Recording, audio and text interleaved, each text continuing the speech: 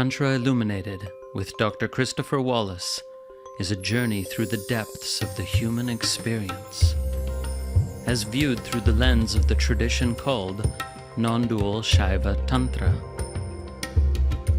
This multi-format podcast delves into the fascinating world of classical Tantra and its intersections with philosophy, neuroscience, psychology, human development, and the broader world of spirituality.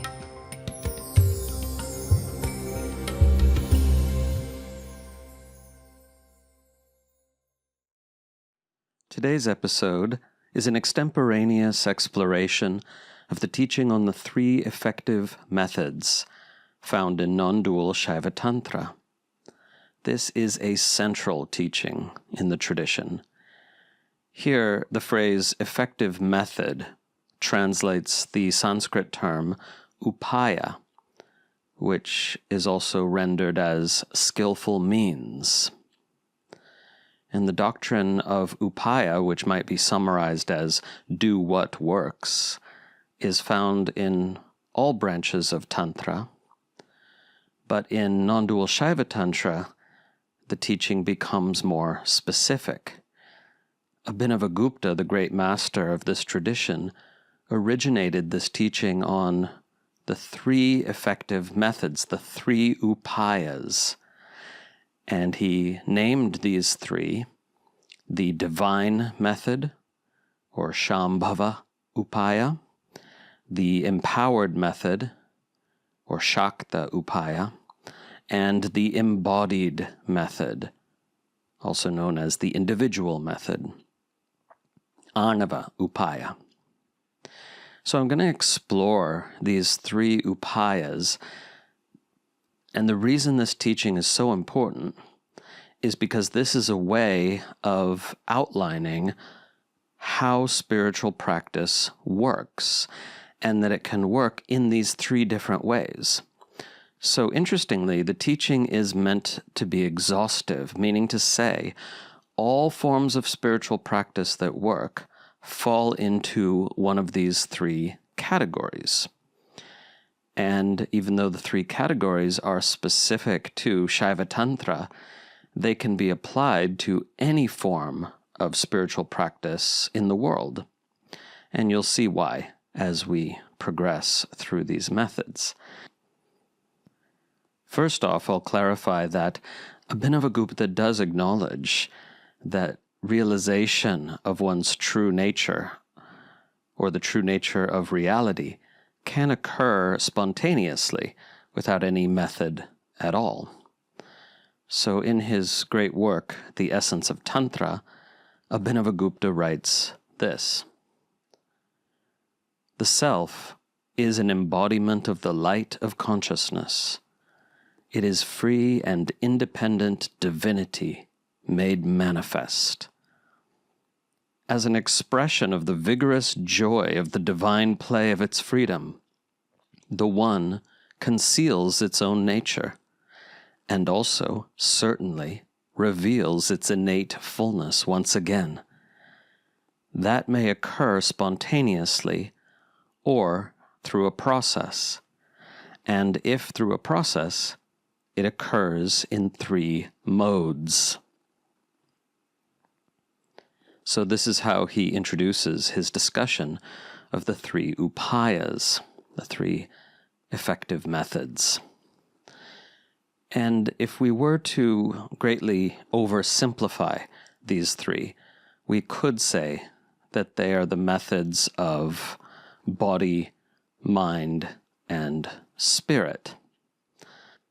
Or rather, the other way around, the methods of spirit, mind, and body, for this is the order that Abhinavagupta gives them in. And again, they are called the divine method, the empowered method, and the embodied method. So if we're using this simplified classification of spirit, mind, and body, the divine method is that of spirit, the empowered method is that of mind, and the embodied method, well, that's obvious. But let's get into the detail, the nuance here, a little bit more. Abhinavagupta says that each of these effective methods corresponds to one or more of the predominant shaktis, the predominant potencies of embodied consciousness. Where the divine method, that of spirit, emphasizes the power of will, ichcha shakti, and the power of spontaneous freedom, swatantriya shakti. Whereas the empowered method, that of mind, emphasizes jnana shakti, the power of insight. And the embodied method emphasizes the power of action, kriya shakti. And let me try to describe each of these in turn. Abhinavagupta teaches that some rare individuals may be able to realize their true nature using only the first method, that of spirit. But the great majority of practitioners will need to resort to the second and third methods as well. You'll understand why as I go on. So this divine method is difficult to explain precisely because it's non-conceptual. Indeed, we could say that any practice which is non-conceptual is an example of this divine method. And these sorts of practices are much favored in certain kinds of Zen Buddhism, which is famous for its koans. For truly speaking, koans are not supposed to be riddles that you think about. They are meant to stop the mind. They're meant to be so mysterious that the mind simply stops. One such koan is, "What was your original face before you were born?" But in the Śaiva Tantric version of the divine method, such questions are not generally utilized. Rather, the practice focuses on cultivating non-conceptual, direct awareness of the nature of experience moment to moment. And this is why its predominant shaktis are the power of will and the power of spontaneous freedom. You never know what consciousness is going to produce next. You don't know what you're going to think next, or experience, or feel. You can try to predict, but if you keep track of the ratio between your predictions and what actually happens, you'll see that your predictive power is really no better than chance. So everything arises very spontaneously as a matter of direct experience. And all arisings are direct expressions of the power of freedom that is inherent within consciousness, sometimes known as the divine play of consciousness. However, this is not a random, meaningless play. In fact, there's an element of what we could call divine will. That is to say, consciousness wants to experience itself in all the ways that it does.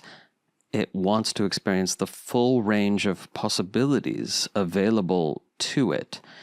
So therefore, we can also say that everything that arises is an expression of will. Now, here, the phrase divine will is, of course, problematic if you've grown up in a dualistic or monotheistic culture. This phrase does not in any way imply that there is some superhuman being on high who wants things to happen on earth the way that they do. That is not our teaching at all. Rather, the term will is used here in a sense quite similar to that of Schopenhauer in his famous book of philosophy, The World as Will and representation. Consciousness wants to experience itself in all the ways that it does, but this desire, this will, is not a premeditated one. That is to say, consciousness doesn't know the outcome of opening the door to this possibly infinite range of possibilities. And this is why the tantric scholar Alexis Sanderson translates Ichcha Shakti as precognitive urge. So, in other words, he's arguing that the term refers to an urge within consciousness to experience the full range of possibilities available to it, and that urge is precognitive, meaning to say it's not premeditated. There's no mental image of what will be experienced and then a choice to indeed experience it. There are no mental images at all. This urge arises from consciousness in its pure state, and consciousness in its pure state is not a mind. And if you don't really understand that bit of philosophy, never mind. The important thing here is that consciousness, as the fundamental power of reality, possesses an innate urge towards self-expression and experience. It wants to experience itself in every possible form, and every possible form is an expression of it. But those forms are not known prior to the experiencing of them. So this unfolding must take place for consciousness to, as it were, know itself in all its fullness, in all its infinite majesty. Okay, so what this means in practical terms is that everything that arises is, at least in the initial moment of its arising, a completely pure expression of the absolute, of divine consciousness. Every thought, every movement, every feeling, every mood, every sensual experience, all of it. However, the purity of the expression is obscured by our mental constructs, by all the interpretations that we project onto experience almost as soon as it's arisen. However, for some people, at least, for meditators mostly, there is this window of opportunity, a short time delay between the initial arising of a new experience and the mind's projection of mental content onto that experience. Now, for non-meditators, that gap can literally be a split second. But with some meditation practice, the gap gets a little bit longer, and that forms a golden opportunity to simply be with what is prior to your interpretation of it, opinion about it, preference, and so on. So if we can enter into this window of opportunity, if we can truly mind the gap, as it were, then we begin to see and feel and experience and know that everything that arises is indeed a direct expression of the Absolute. Every thought, every feeling, every mood, every phenomenon, every touch, every smell, and so on.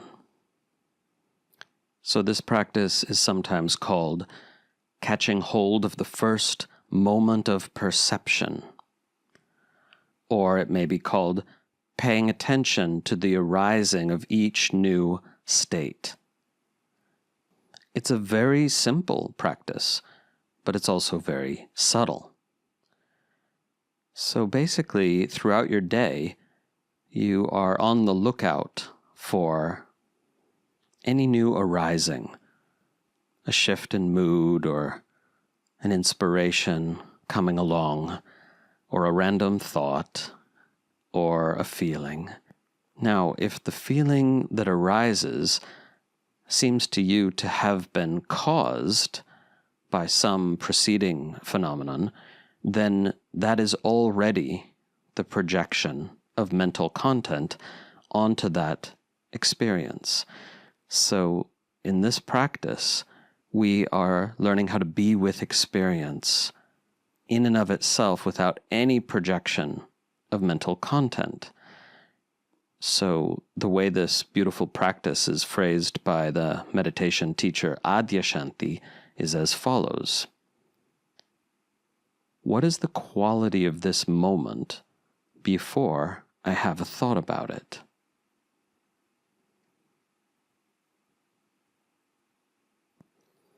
And Adya recommends simply asking that question over and over again, and letting the answer be purely experiential, not mental.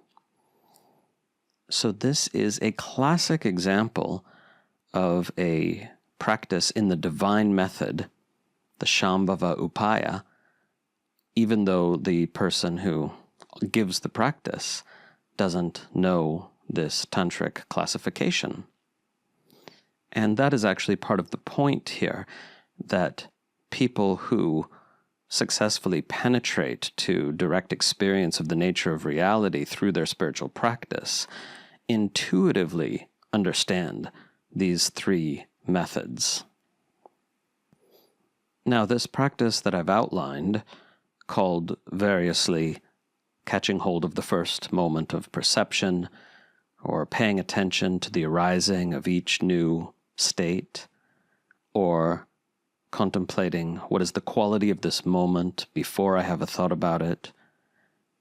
This is just one of countless possible practices within the divine method, the method of spirit, as we're calling it here.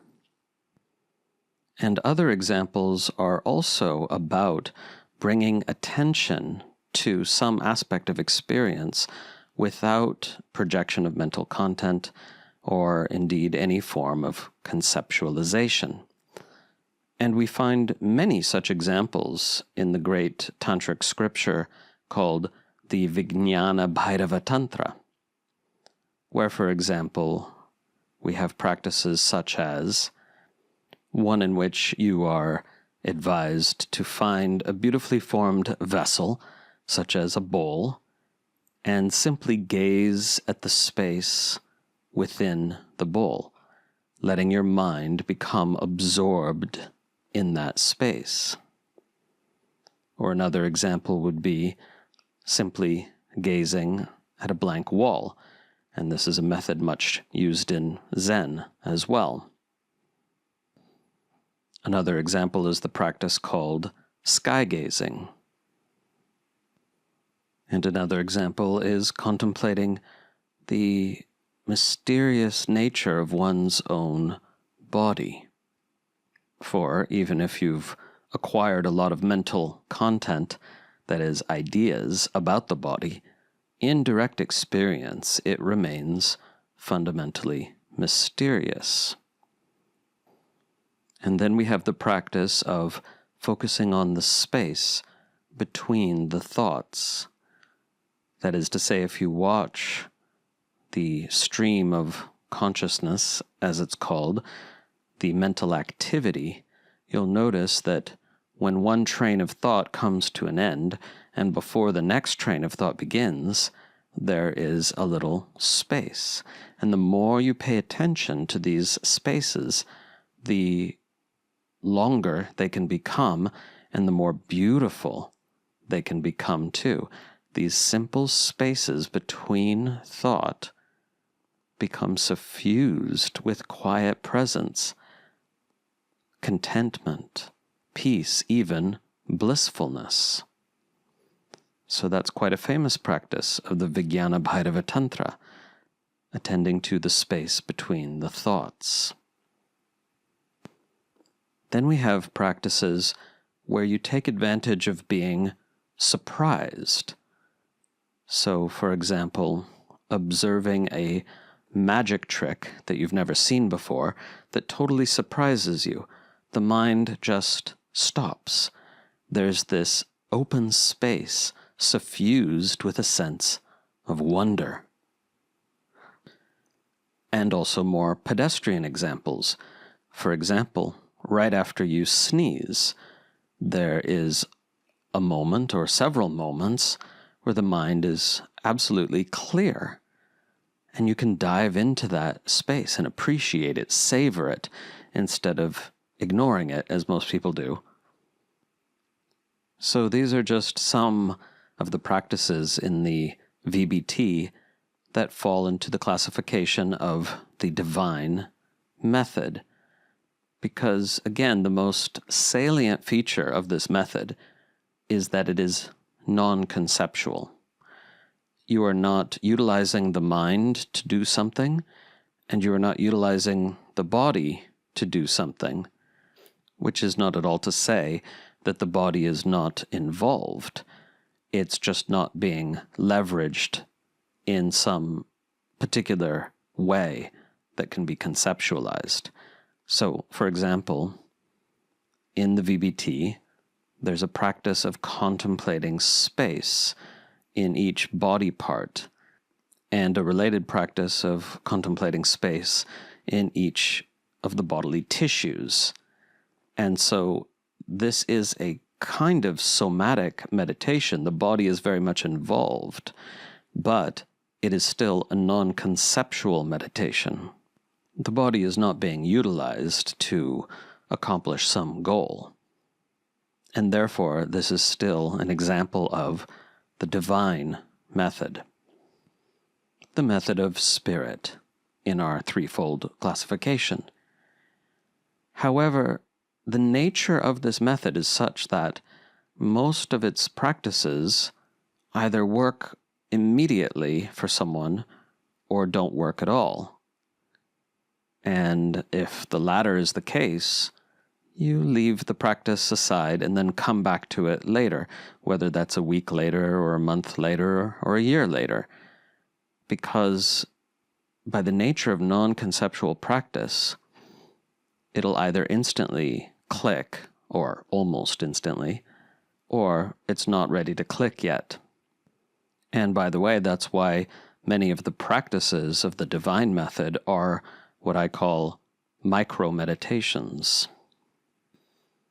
However, if this were the only form of practice available to us, it can easily become frustrating when it's not clicking. And also, tantric teaching emphasizes that spiritual practice should involve our whole being. So we need to involve the mind as well. It's just a different form of practice when we're involving the mind. And we need to involve the breath, the imagination, and so on. And so that's why there are these other methods. So if we turn now to the second method, the śākta-upāya, or empowered method, that's the one that primarily involves the mind. So here the relevant potency of consciousness is the power of insight, jnana shakti. So the way Abhinavagupta explains this second method is quite interesting, because he rightly says that you cannot think your way to enlightenment.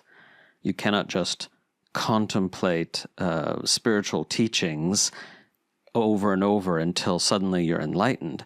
That's not the way it works. In fact, this state that people call enlightenment, but is more correctly called abiding awakeness, or abiding awake awareness, it cannot be caused by anything. In fact, when you shift into this state, you discover, miraculously, that it's always been here. It's always been your fundamental nature. It was just somehow not recognized. So, therefore, the way this method works is a little more subtle. Abhinavagupta says that you have internalized, we all have internalized thought forms, conceptualizations that are in many different ways opposed to the nature of reality, misaligned, we might say, with the nature of reality. And yet we believe our thoughts, we believe our opinions and our conceptualizations. And so that belief constitutes a barrier on the path, an impediment. And so Abhinavagupta teaches that contemplating sublime spiritual teachings is simply a way to turn the mind to our advantage, to turn the power of mentation to our advantage. How? Because the spiritual teachings that we meditate on and contemplate have the power to dislodge and ultimately dissolve those conceptualizations that were not aligned with the nature of reality. And once that has happened, then you don't need the spiritual teachings. So the metaphor that's often used in the tantric tradition is this: you need a thorn to pluck out another thorn. And once that's done, you throw both thorns away. So the image here is you've got a thorn stuck in your foot. And what's the best way to get that thorn out? Well, another thorn. This, of course, is in the days before tweezers. So that is a perfect metaphor in a way, because the thorns are alike, but one can be used to pluck out the other, and then, of course, you cast both away. You have no need of them. So in exactly the same way, Abhinava says, the spiritual teachings are there in order to dislodge, dissolve, and utterly remove those conceptualizations which are not in alignment with the nature of reality. And when enough of them have been so removed, then there is no more impediment to direct realization. So I'll read a little bit of his exact words on this matter, again from his masterpiece, The Essence of Tantra, which I've already covered extensively on the podcast. Abhinava says, when a person chooses to gradually refine and purify his understanding of reality in order to facilitate an entry into an experiential realization of his true nature, then he employs a process of contemplation that presupposes sound discernment, access to an authentic tradition, and instruction by a teacher of reality. To explain, due solely to the power of conceptualization, human beings imagine themselves bound, and this egoic conception is the cause of the repeated bondage that is the cycle of suffering. Thus, when a thought form that opposes that egoic conception has arisen and become stabilized, it crushes the thought form that is the cause of the cycle of suffering, and thereby indirectly causes liberation. An example of such a liberating thought form is as follows. The one and only ultimate reality is pure, unbounded awareness. That is the ground upon which all things are established. That is the life force of the universe. By that, the universe lives and breathes, and that alone am I. Thus, what I am is one with everything, and yet transcends everything.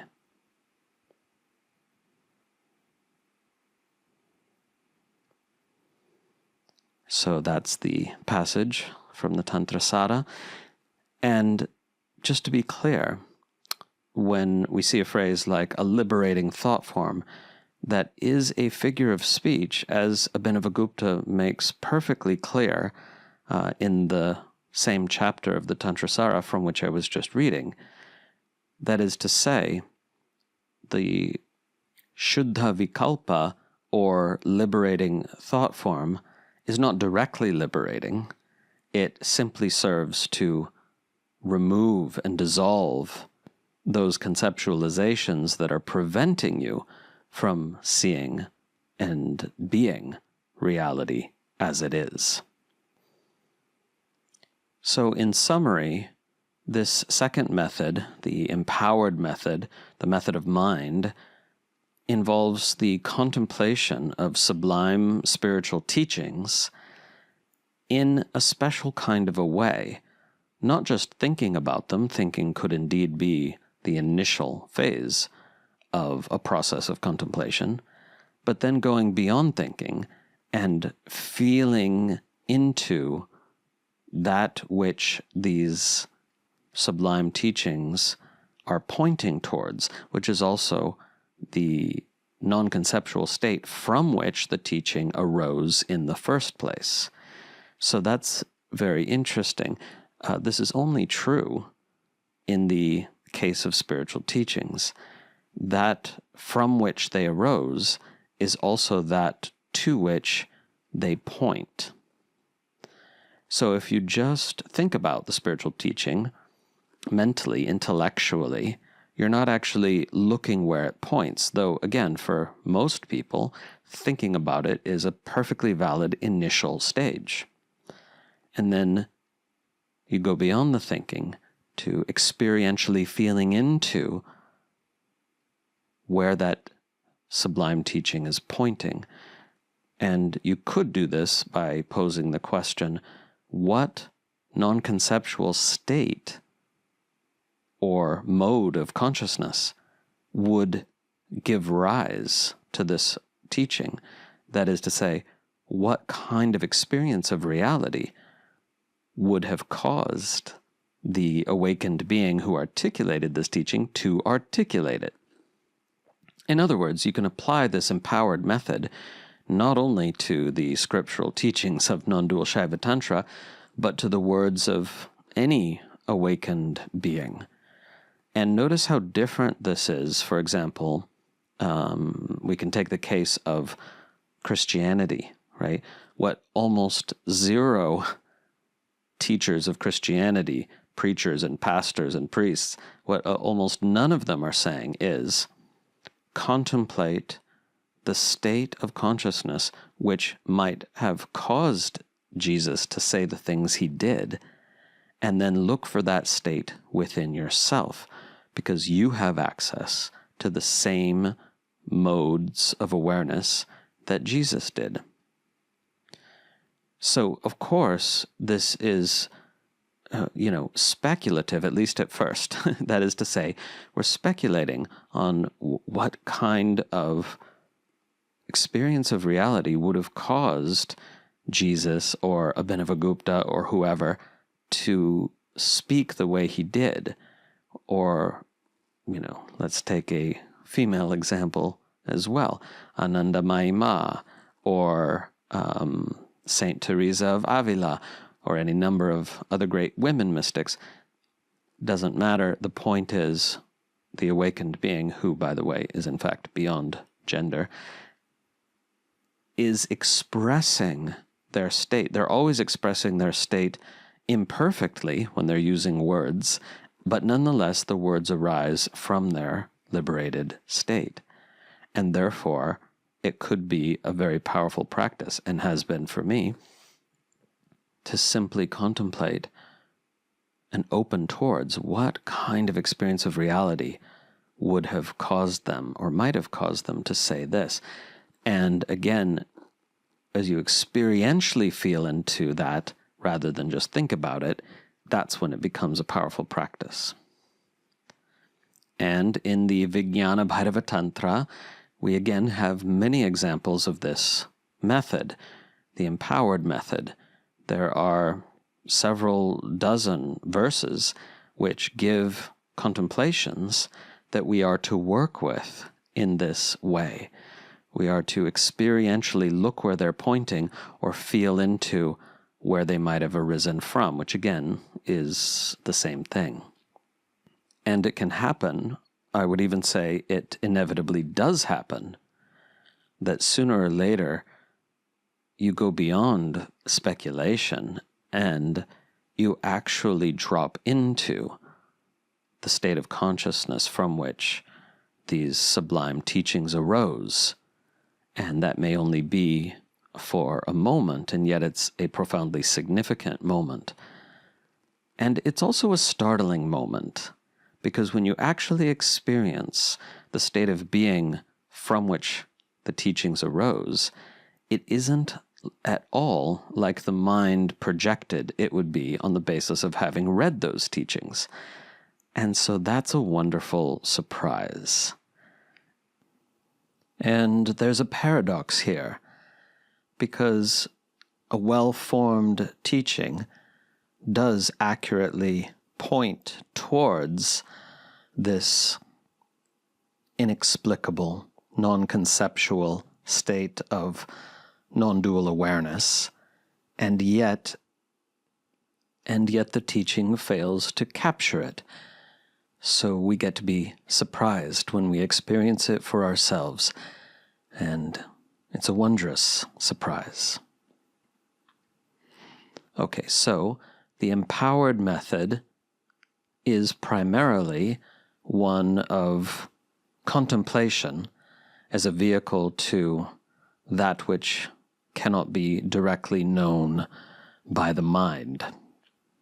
And so this method is part of all contemplative spiritual traditions. It's just a matter of whether a given tradition emphasizes it more or less. And now we come to the third of the three methods, the āṇava-upāya, or embodied method. And this is what Abhinavagupta has to say about it, again from his work, The Essence of Tantra. When one's understanding requires another method for the sake of its refinement and perfection, then, relying on those supports that have a specifically defined and limited nature, such as the imagination, the vital energy or prana shakti, the body, ritual vessels, and so on. By these aspects of the embodied method, one enters fully into one's individuated expression of divinity, thereby causing realization of one's true nature to manifest. So in that quote, it might seem that there are a number of quite distinct methods mentioned, those that use the imagination, that use the breath and the vital energy that underlies it, those that use the body, and those that use ritual implements. But actually, in this tradition, all of those are part of a single method, the method in which the power of action, Kriya Shakti, is predominant. So all of the tools just mentioned involve specific actions, and the locus of those actions is the physical body or the energy body, or both. So in fact, the third of the three methods subsumes everything that we mean when we use the term yoga. Practices of visualization, of pranayama, of bodily postures, and so on. So in other words, nearly all practices that we might term yogic practices belong to this third method. The only aspect of it which might be confusing for you is that this method does also include the use of the imagination. And that might be confusing because you learned previously that the empowered method relates to the mind, and you probably consider the imagination part of the mind. And so what is it doing here in the embodied method? Well, again, to understand these methods, we need to always keep in mind the specific potencies of consciousness to which they are linked. Potencies being a translation for Shakti, right? So here in the embodied method, the governing Shakti is Kriya Shakti. And when we're utilizing the imagination in yogic practice, it's very active. We utilize the imagination, for example, to visualize the light body of the deity and then assimilate it to our physical body.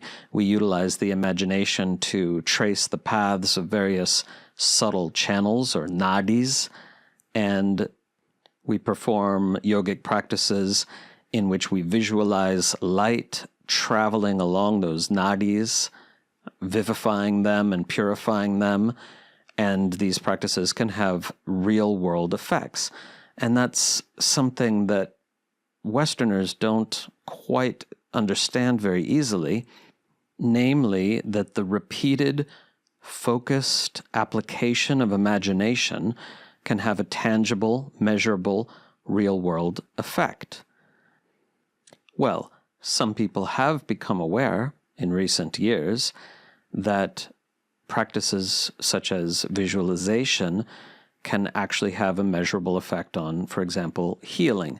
There have been studies where when people repeatedly and in a focused manner visualize their white blood cells being extremely successful in fighting off an infection or in killing cancer cells, that can actually have a statistically significant effect on their rate of healing and their degree of healing. But despite knowing this, many people still seem confused about the role of imagination. They say, was that real, or did I just imagine it? But this tradition and some other spiritual traditions have long understood that the repeated, focused application of imagination in a way prescribed by awakened masters can, in fact, be a path to the real. So there are these yogic practices, especially in this tradition, where you visualize something happening over and over again until it happens, and you feel the palpable effects and results. But this should not be confused with the Western New Age doctrine of manifestation. We're not talking about imagining something happening in your life, like winning the lottery or something. In this tradition, it's understood that imagination has power within you, within your body and your subtle body, that imagination can be a tool by which you redesign your inner landscape, as it were. And that just makes sense. Imagination is part of your body-mind, and so it can affect your body-mind. And it's not part of the world of things, stuff, so it doesn't affect that world, at least not to any significant degree. And of course, here somebody objects, but we owe so much to those great visionaries who dreamed and imagined a better world and then took action to make it so. Yes, of course that's true. There's a difference between that use of imagination, imagining what could be and then acting to make it so, and the magical thinking involved with the manifestation doctrine, where if I just visualize winning the lottery or getting the job or whatever over and over again, I can magically make it occur. It's very important that you see the difference between those two things. So imagination in and of itself can impact in a significant way our embodied experience, including our emotions and our moods, but doesn't magically impact anything in the rest of the world. And even if you're not convinced by my argument in that regard, it doesn't matter, because the most important thing is that the empowered method and the embodied method are different in terms of how one engages the practice. In the empowered method, which remember was contemplative, contemplating spiritual teachings or sublime verbal transmissions from great spiritual masters, and in that method, you're in a receptive mode. You are feeling into that to which the teaching points, or that from which it arose, which again is the same thing.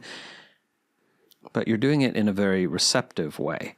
Whereas in the embodied method, you are very active.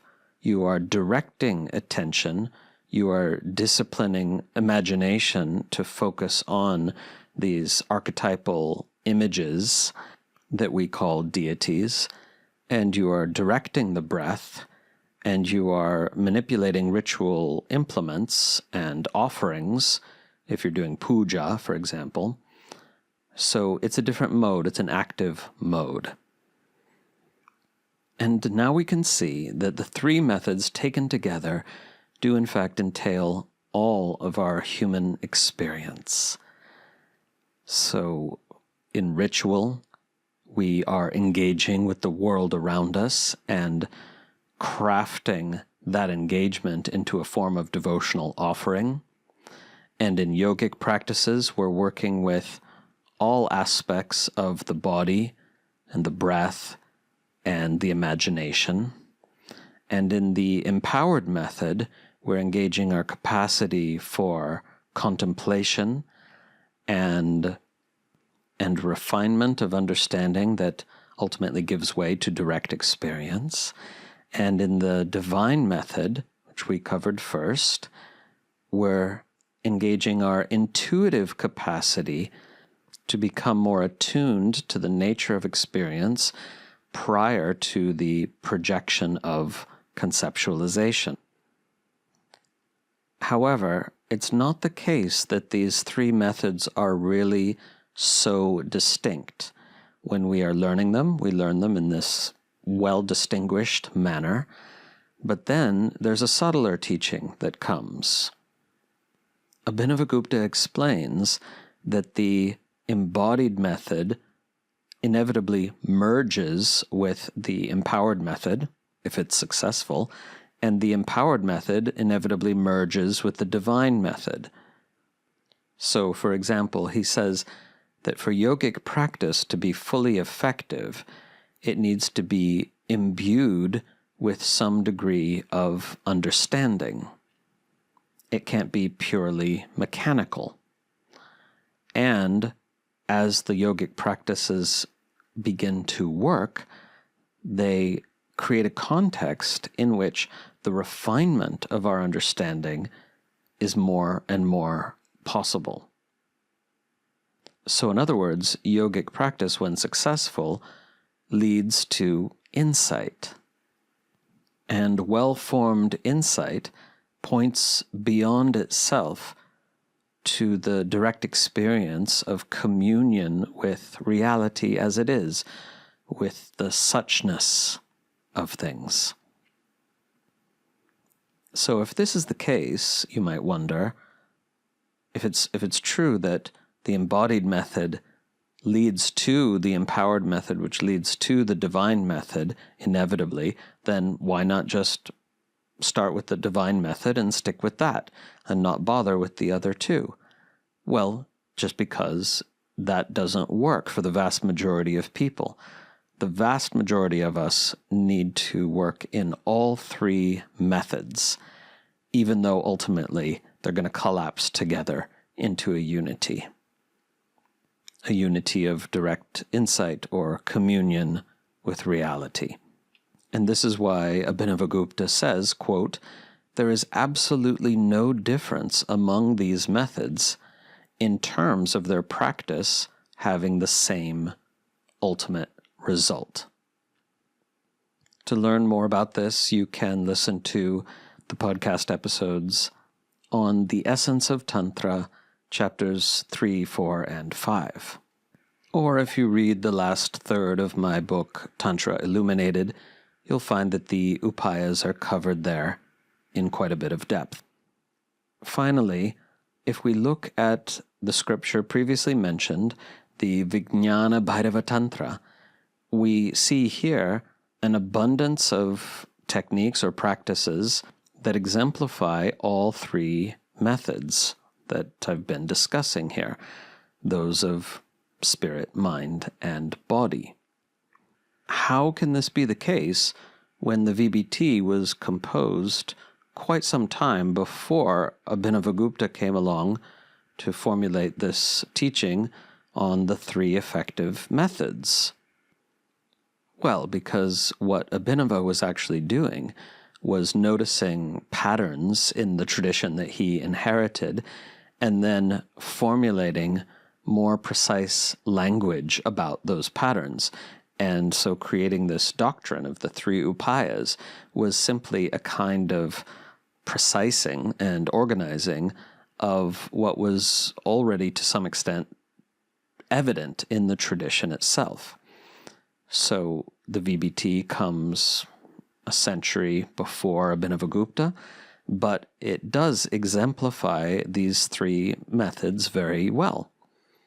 And you will see in the forthcoming VBT app that we're developing, which is absolutely blowing my mind, by the way, we utilize this threefold classification of the divine method, the empowered method, and the embodied method. In fact, it's the primary classification that we use in the app, although we have other labels as well, such as thematic ones. In conclusion, what are the main takeaways from this teaching on the three effective methods? Well, first we have the very important tantric principle that spiritual practice needs to involve all the aspects of our being to be fully effective. And secondly, the more we practice and work with these methods, the more we see how deeply interrelated they are, because indeed these aspects of our being that we call spirit, mind, and body are not separable. And the way in which they are manifestations of each other becomes more and more apparent as we work in all three methods.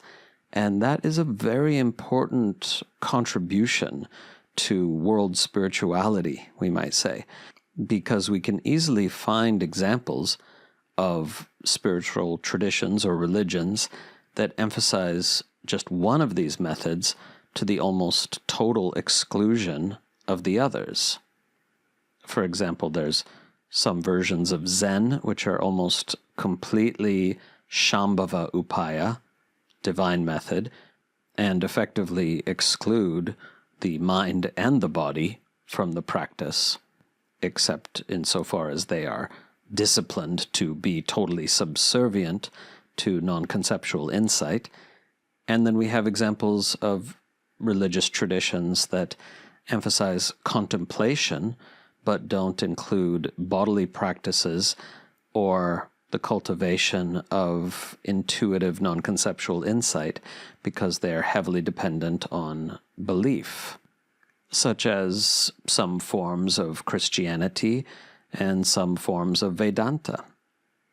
And then we have traditions that are very somatic, but really sideline the role of the mind in contemplation and the role of the spirit in intuitive non-conceptual insight, such as some forms of Hatha Yoga.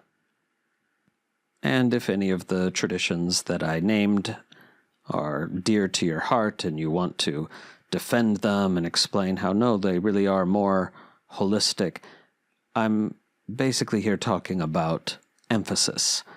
In non-dual Tantra, there is a heavy emphasis on involving all aspects of ourselves thoroughly. And in these other traditions, at least as they were historically practiced, there is a strong de-emphasis on two of the methods and a heavy emphasis on just one. So non-dual Tantra, when practiced in this traditional manner, is a truly holistic practice, truly a practice of body, mind, and spirit. And the degree to which this is really true will become much more evident to you when you begin working with the VBT app that we're currently developing and that we're all very excited about behind the scenes over here. So you'll be hearing more about that down the line. Hope you enjoyed the episode. Remember, you can always find out more about the tradition of non-dual Śaiva Tantra at tantrailluminated.org, where, if you wish, you can become a subscriber to our online learning portal, and you'll receive access to a vast number of recordings, including a comprehensive curriculum in tantric philosophy, tantric yoga practices, guided meditations, and much more. Music for the podcast composed and recorded by Ann Leader. Find her at annleader.com. Podcast produced by Paula Chamas. New episodes drop every other week. And may all beings benefit.